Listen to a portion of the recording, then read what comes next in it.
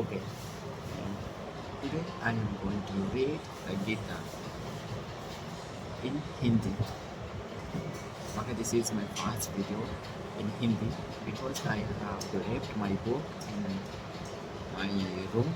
So I read today the Gita Sar Adhaito Gita का सार संजय उवाच तं तथा कृपयाविष्टमश्रुपूर्णकुलेक्षणं विषीदन्तमेदं वाक्यमुवाच मधुसूदन। संजय ने कहा, करुणा से व्यक्त सकयुक्त अश्रुपूरित नेत्र वाले अर्जुन को देखकर मधुसूदन कृष्ण ने ये शब्द कहे।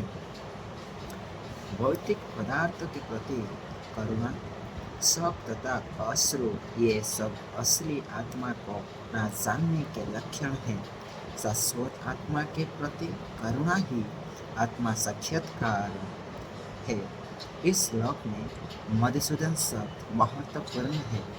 कृष्ण ने मधु नामक असुर का वध किया था और अब अर्जुन चाह रहा था कि कृष्ण उस ज्ञान रूपी असुर का वध करे जिसने उसे कर्तव्य से विमुख कर रखा है।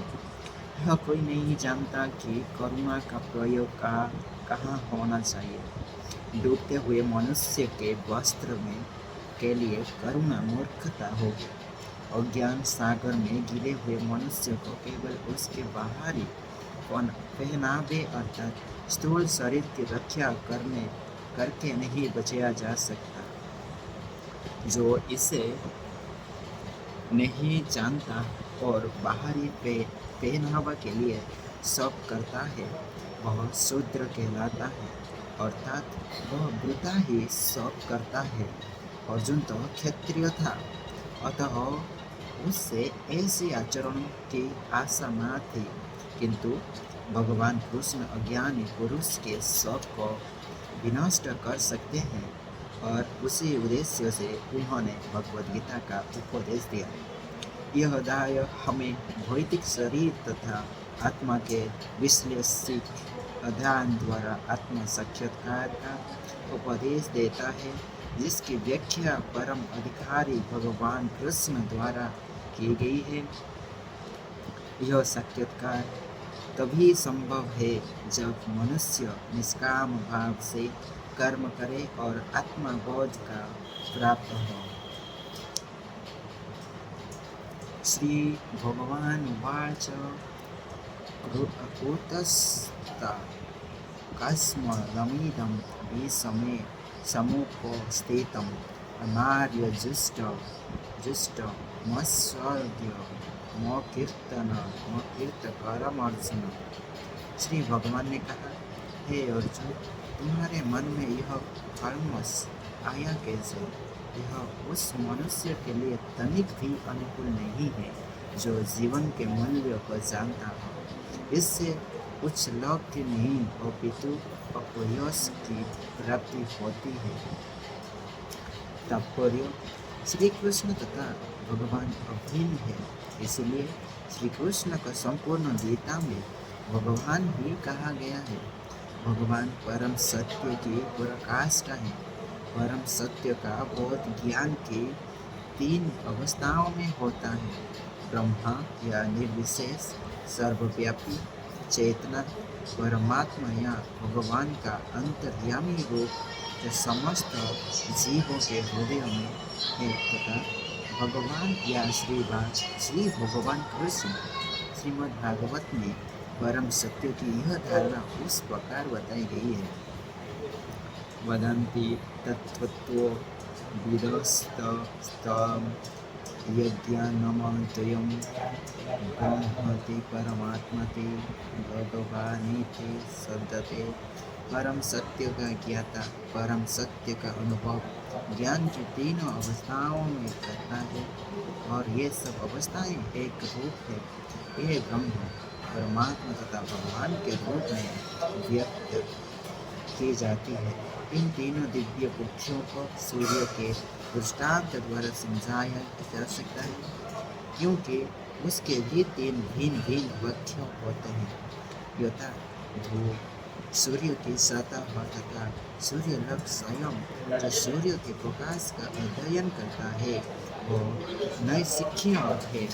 जो सूर्य की सतह को समझता है वो कुछ आगे बढ़ा हुआ होता है, और जो सूर्यलोक में प्रवेश कर सकता है वह उच्चतम ज्ञानी है। जो नैशिख्य सूर्य प्रकाश उसके विश्व व्यक्ति तथा उसके निर्विशेष प्रकृति के अखंड तेज के ज्ञान से ही तुष्ट हो जाता है। वह उस व्यक्ति के समान हो जो परम सत्य है, ब्रह्म रूप को ही समझ सकता है। जो व्यक्ति कुछ अधिक जानकर है वो सूर्य बड़े के विषयों में जान सकता है, जिसकी तुलना परम सत्य के परमात्मा स्वरूप से की जाती है। जो व्यक्ति सूर्यलोक के अंतर में प्रवेश कर सकता है उसकी तुलना उससे की जाती है जो परम सत्य के साक्षात रूप को अनुभूति प्राप्त करता है। अतः जिन भक्त ने परम सत्य के भगवान स्वरूप का साक्षात्कार किया है वे सर्वोच्च अध्यात्मवादी है। यद्यपि परम सत्य के अध्ययन में रत सारे विद्यार्थी एक ही विषयों के अध्ययन में लगे हुए हैं। सूर्य का प्रकाश, सूर्य का गोला तथा सूर्यलोक की भीतरी बातें, इन तीनों को एक दूसरे से विलग नहीं किया जा सकता। फिर भी तीनों अवस्थाओं में के अध्येता एक ही श्रेणी के नहीं होते। संस्कृत शब्द भगवान की व्याख्या व्यासदेव के पिता व्यास मुनि ने की है। समस्त धन रास शक्ति यश सौंदर्य सौंदर्य ज्ञान तथा त्याग से युक्त परम पुरुष भगवान कहलाता है। ऐसे अनेक व्यक्ति हैं जो अत्यंत धनी हैं, अत्यंत शक्तिमान हैं, अत्यंत सुंदर हैं और अत्यंत विख्यात विद्वान तथा विरक्त भी है, किंतु कोई सभी का यह नहीं कह सकता कि उसके पास सारा धन शक्ति आदि है। एकमात्र कृष्ण ही ऐसा दावा कर सकते हैं क्योंकि वे भगवान हैं। ब्रह्मा शिव या नारायण सहित कोई भी जीव कृष्ण के समान पूर्ण ऐश्वर्यवान नहीं है। अतः ब्रह्म संहिता में स्वयं ब्रह्मा जी का निर्णय है कि श्री कृष्ण स्वयं भगवान है, ना तो कोई उनके तुल्य है ना उनसे बढ़कर है। वे आदि स्वामी या भगवान है, गोविंद रूप में जाने जाते हैं और समस्त कारणों के परम कारण है। ईश्वर परम कृष्ण सच्चिदानंद विग्रह अनादिरादि गोविंद सर्व कारण कारण। ऐसे अनेक पुरुष हैं जो भगवान के गुणों से युक्त हैं, किंतु कृष्ण परम है क्योंकि उनसे बढ़कर कोई नहीं है। वे परम पुरुष हैं और उनका शरीर सच्चिदानंदमय है। वे आदि भगवान गोविंद हैं और समस्त कारणों के कारण हैं। ब्रह्म संहिता भागवत में भी भगवान के नाना अवतारों की सूची है, किंतु कृष्ण को आदि भगवान बताया गया है जिनसे अनेक अवतार तथा ईश्वर विस्तार करते हैं। एते चांसकला पुंस कृष्णस्तु भगवान स्वयं इंद्ररिव्यकुलं लोकं मुंडयन्ति युगे युगे। यहाँ पर वर्णित सारे अवतारों की सूचियाँ या तो भगवान की असंख्य कलाओं अथवा पूर्ण कलाओं की है, किंतु कृष्ण तो स्वयं भगवान है। अतः कृष्ण आदि भगवान परम सत्य परमात्मा तथा निर्विशेष ब्रह्मा दोनों के उद्गम हैं। भगवान की उपस्थिति में अर्जुन द्वारा स्वजनों के लिए शोक करना सर्वथा असहनीय है। अतः कृष्ण ने कुतः शब्द से अपना आश्चर्य व्यक्त किया है। आर्य जैसी सभ्य जाति के किसी व्यक्ति से ऐसी मलिनता की उम्मीद नहीं की जाती। आर्य शब्द उन व्यक्तियों पर लागू होता है जो जीवन के मूल्यों को जानते हैं और जिनके सभ्यता आत्म साक्षात्कार पर ही निर्भर करती है। देहात्म बुद्धि से प्रेरित मनुष्य को यह ज्ञान नहीं रहता कि जीवन का उद्देश्य परम सत्य विस्मय भगवान का सत्यकार है। वे तो भौतिक जगत के बाह्य स्वरूप में से मोहित हो जाते हैं, अतः वे यह नहीं समझ पाते कि मुक्ति क्या है। जिन पुरुषों को भौतिक बंधन से मुक्ति का कोई ज्ञान नहीं होता, वे अनाथ कहलाते हैं। यद्यपि अर्जुन क्षेत्रीय था, किंतु युद्ध से विचलित होकर वो अपने कर्तव्य से गुमराह हो रहा था।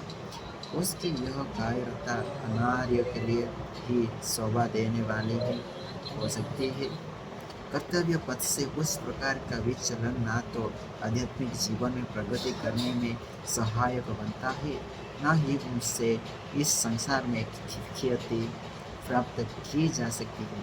भगवान कृष्ण ने अर्जुन द्वारा अपनी स्वजनों पर इस प्रकार की करुणा का अनुमोदन नहीं किया है। I read two sloks of chapter number 2. Okay, this takes me 10 minutes.